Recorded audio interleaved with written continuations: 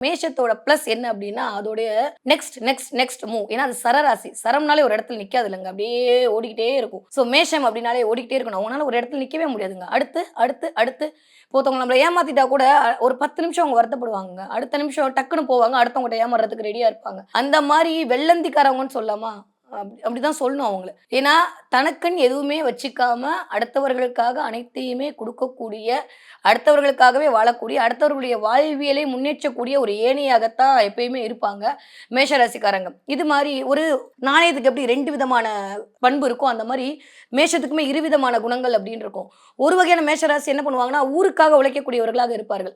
அடுத்தவங்க முன்னேறுனா போதும், அத பார்த்து சந்தோஷப்படுவாங்க. "டேய் என்னடா உன்ன ஏமாத்திட்டு போயிட்டா?" அப்படின்னா, "பரவால்ல மச்சான் நல்லா இருந்துட்டு போட்டும்." அப்படின்ற மாரி ஒரு தாட் ப்ராசஸ்க்குள்ள ஓடக்கூடியவங்களா, விட்டுட்டு அடுத்து யாருக்கு நம்ம உதவி பண்ணலாம் அப்படின்னு ஓடக்கூடிய ஆட்களாக இருப்பார்கள். ஆனா இன்னும் ஒரு வகையான மேஷ ராசிக்காரங்க எப்படி இருப்பாங்கன்னா, எனக்கு தான் முதல்ல. ஃபர்ஸ்ட்டு என்னோட பியாரிட்டி. நான் என்ன பார்த்துக்கணும். அதுக்கப்புறம் தான் மத்தவங்களுக்கு அப்படின்ற மாரி ஒரு சுயநலம் மிக்கவர்களாகவும் இருப்பார்கள்.